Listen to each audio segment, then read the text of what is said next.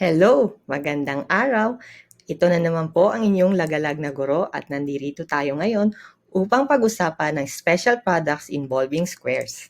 So our goals, to calculate special products involving squares, identify special products, and you recognize patterns in products involving squares to make your life easier. Okay? So how do you use the factors in math activities in real life? So, are you doing it? Why not? Ma'am, aral-aral natin yan. Di ko naman yan gagamitin someday. Papahirapan nyo pa kami. So, actually, without you knowing it, you are using it every day. So, for example, you are cutting a cake during your birthday in 4 equal parts. So, a whole cake in 4 equal parts, you are able to give 4 pieces of cake in 4 people. So by doing so, habang ginagawa nyo yun, you are actually doing factoring. Okay? So our second example is factoring with money. So every day we are holding money. So we use it every day. So how is this? For example, you have 100 peso bill or $100 bill. So if you want to divide your 100 peso bill or $100 bill into 4 equal parts or 2 equal parts. So each person will have 50 pesos or $50, right?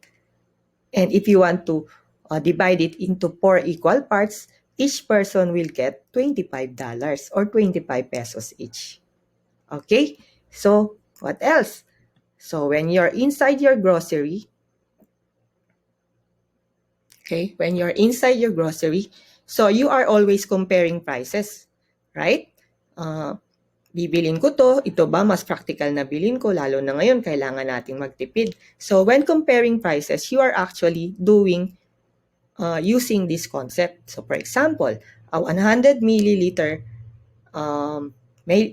alcohol that costs 10 pesos, and 10 pesos is how much per 10 milliliters? That is actually 10 pesos, right? So therefore, if you have a 100 milliliter of water of alcohol that has a price of 150 pesos, that is 15 pesos per 10 milliliters. Therefore, it's expensive compared to 100 pesos. So without you knowing it, you are actually using the concept of special products. Okay? So how about in traveling? We always travel before pandemic, right? We always travel before pandemic. So as you listen to my lectures, you will be able to see why I called myself lagalag na guro. Okay? So traveling before pandemic. Okay, nowadays we cannot travel. So how do you use the concept of special products in traveling? So for example, you know the distance, 100 kilometers, and you can have an average speed of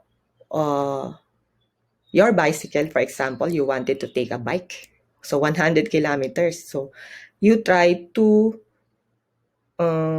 travel at a pace of 25 kilometers per hour, at an average pace of 25 kilometers per hour. You know that you will reach your destination since you have a 100 kilometer distance.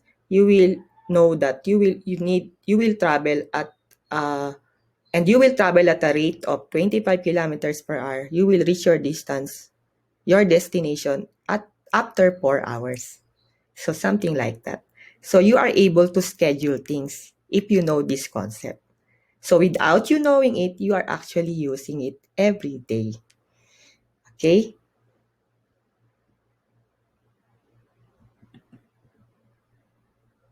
Okay. So let's proceed. So here are the special products involving squares. We have this equation. It's distributive law, difference of two squares, square of sum, and square of difference. So we have 4 special products involving squares.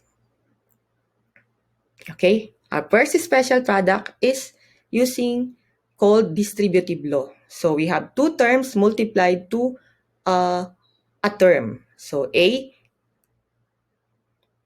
multiplied to quantity x plus y, is equal to ax plus y by distributive law. Okay, so how is that? So you just multiply a to this one using distribute.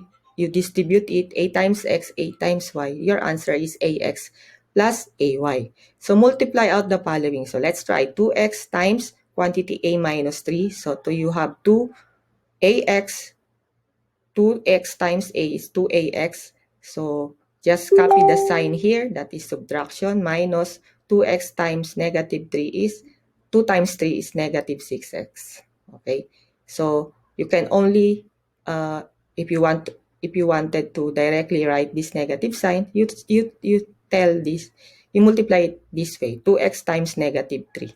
So it's negative 6x. So that's it. So our second example is 3y times quantity x plus 4. So that is 3 times 3y times x is 3xy. Then 3y times positive 4 is positive 12y. Okay? Then a times 2b plus a times quantity 2b plus c, then you distribute 2ab plus ac. So why is that I always write AB, not BA? So in mathematics, you always write the first letter that comes in the alphabet. So A, here X, A comes first before X, and A comes first before B. Okay?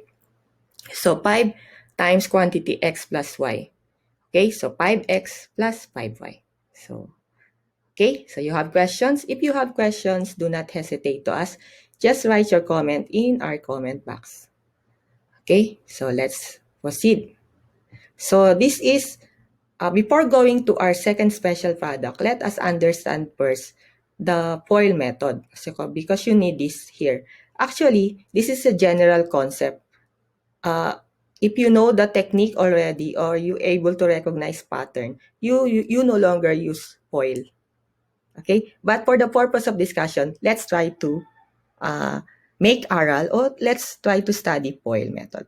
So FOIL method, F stands for first term or first terms. So dahil dalawa sila eh. Okay?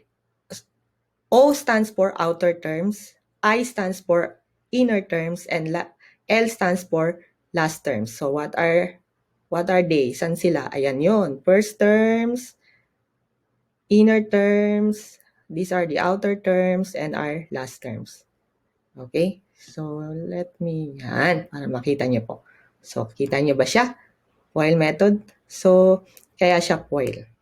Okay, so let's perform your operation. So we have quantity 3x plus 4 times quantity 2x plus 1. So first terms 3x times 2x plus outer terms 3x times 1 plus inner terms 4 times 2x. Then plus, oh, I forgot to put addition here. So do not forget, it has addition here. Plus 4 times 1, the last terms. It's here, 4 times 1. Okay, is equal to, you perform the operation, 6x squared plus 3x plus 8x plus 4. Then you combine like terms, you add, you can combine like terms. So that this 3x and 8x, you can add it. Then 3x plus 8x is 11x. So you have 6x squared plus 4. Okay, so this is a general equation. We have special products, therefore we have patterns. Actually, we don't need this, but you can use this in other multiplication, in other examples na hindi special product. Pero dito, for the purpose of discussion, gusto kong makita nyo para bago tayo mag-shortcut, yung long method muna. Okay? So, then you compare. Anong mas madali? Actually, madali lang. Okay, so our second special product is difference of two squares. It is called difference of two squares because this is just the difference of two squares ng terms. So our first term is x, our second term is y, their difference, the square of their difference. Ayan, difference of two squares. Kaya siya tinawag na difference of two squares. Kasi ang answer is difference of two squares, na x and y. Yan. Difference ng two squares ng x, ng first term, and your second term. Okay, so let's multiply the following using first the FOIL method. So 7s, quantity 7s plus 2f times quantity 7s minus 2f. Okay? So, FOIL method, 7s times 7s plus 7s minus 2f plus 2f times 7s plus 2f minus negative 2f. Then, you perform your operation, you will be arriving at 49s squared minus 14fs plus 14fs, it's here, minus 4f squared. So, bakit naging negative? So, 2f times negative 2f is negative 4f squared. Okay? Then, if you notice, this is negative, this is positive. 14 minus 14, di ba? Operations of integers, unlike sign, you subtract. Okay? 14 minus 14, negative 14 plus 14, parehas lang yun, is 0. Therefore, you cancel. Your remaining terms will be 49s squared minus 4f squared, which is just the square of two terms. The square of your terms. So you square 7s, that will give you 49s squared. So this is difference. Laging difference kapag sum and difference tong given nyo. Okay? So minus, you just square your second term. 2f squared. 2f rather. You square at that 4f squared. Okay? I'm showing you how to recognize patterns. So later on, we will show you that without using FOIL method. So we have another example, 3a plus b times quantity 3a minus b. So using FOIL method, that's 3a times 3a plus ang haba, no? 3a minus b plus b times 3a plus b times negative b. Hinihingal ako sa pagbabasa lang. So 9a squared minus, you perform your operation, 3ab plus 3 minus 3ab plus 3ab minus b squared. Then you combine like terms. Okay, so that is negative 3 plus 3. So you cancel because that is 0. Then you simplify, that is 9. Oh, I forgot to write again. 9a squared, that is 9a squared, ha? 9a squared minus b squared. So that is your answer. Saan po galing yun? Saan galing yun? Ito lang po yun. You square this, then difference ang subtraction po ang operation natin. That is, square of 3a is 9a squared. Sorry, nakalimutan ko po yung a isulat. Then you square the second term, b squared. Okay, that's it. This time, without using FOIL method, by simply looking at it, we'll try to answer. Okay, we have quantity 2x plus 4y times quantity 2x minus 4y. So, square the first term, 2x, you square that, that is 4x squared. Minus, it's always subtraction. Minus, always subtraction. If you have sum and difference here, it's always subtraction. Because we are dealing with difference of two squares. Remember, difference of two squares. So, minus lagi or subtraction po palagi.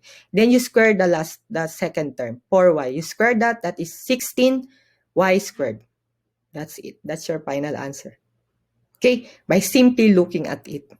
So, x plus 2y. You square this, x squared, minus, you square this, 4y to the fourth. That's your answer. You have questions? That is actually quite easy. You can get problems in the internet for you to practice this. It's because practice will make you a good mathematician. Sure. Okay, you practice it. Okay, let's proceed. Okay, so we have square of sum.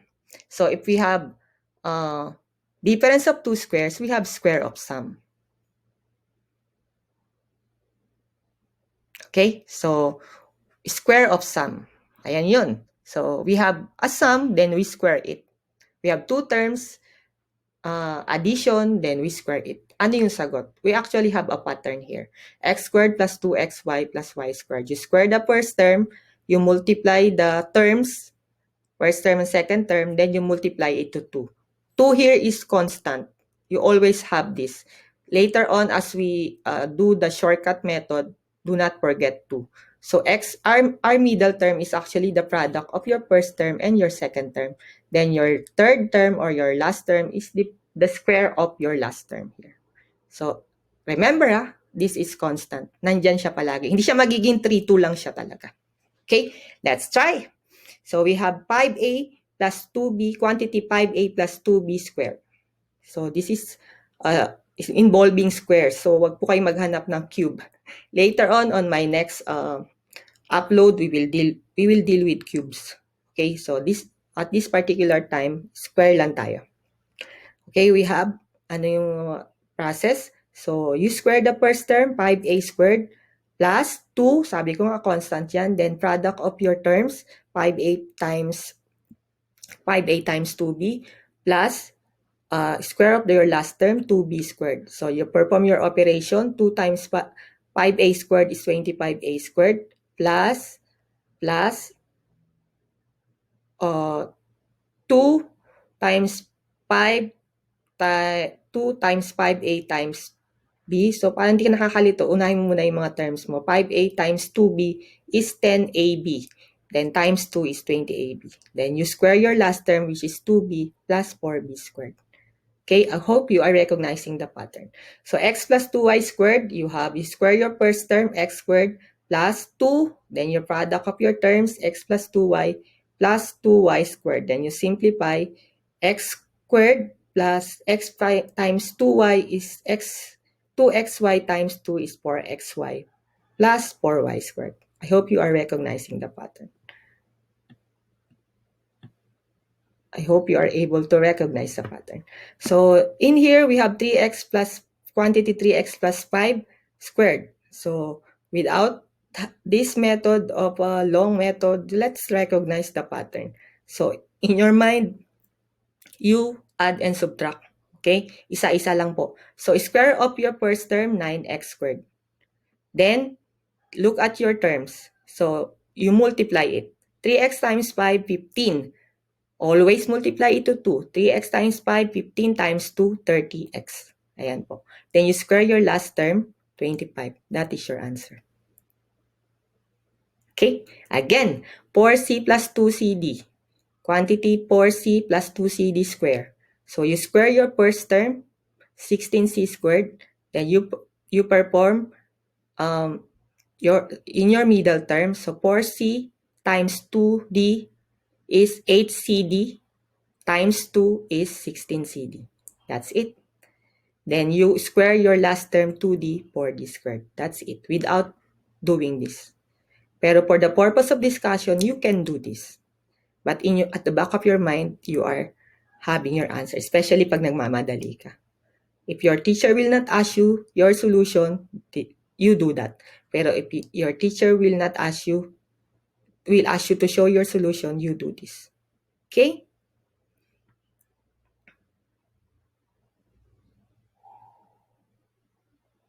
Okay, where are we?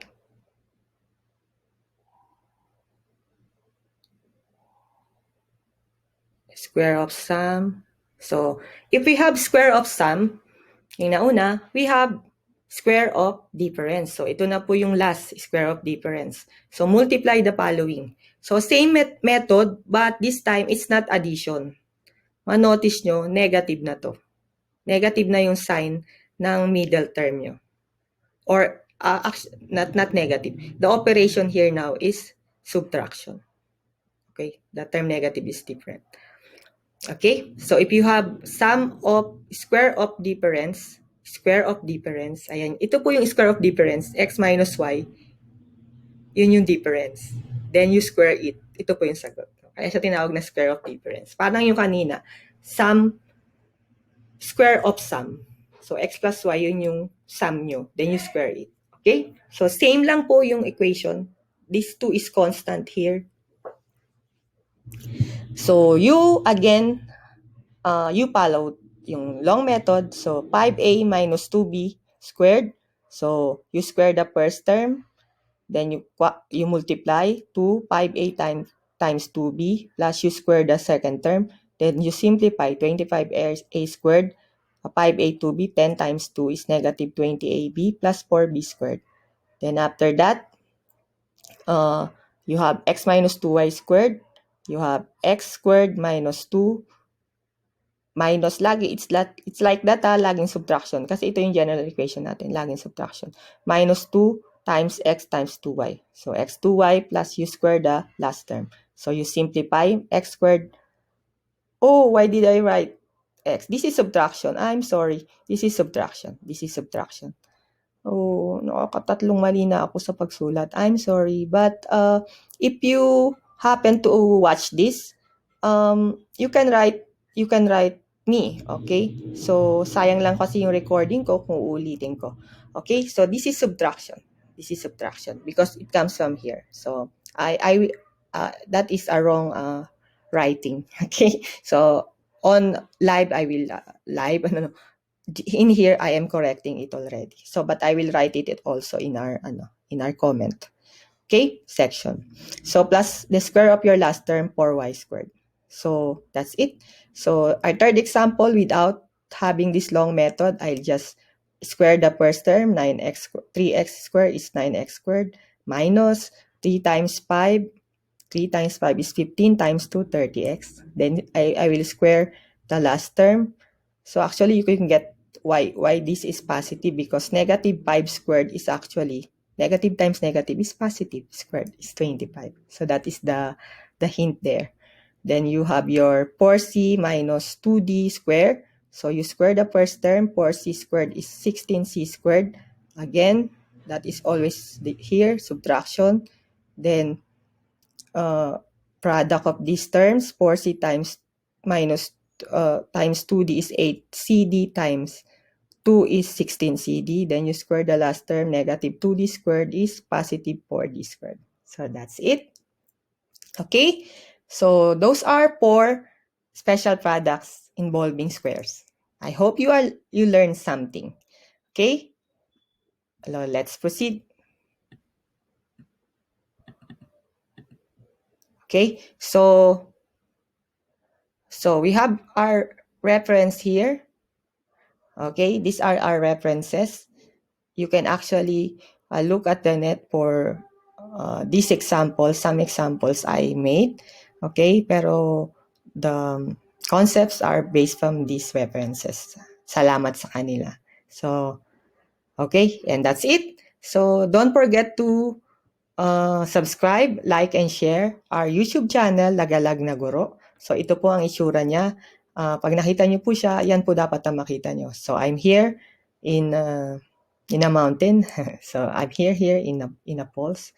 So, I'm doing lectures about mathematics and physics and chemistry. Okay? So, and you can request topics too. Just write it. Okay? So, in here, I have a picture. So, ako po yan, Blue Hills, Sagada, Benguet, Philippines! Thank you. Bye-bye. Bye-bye.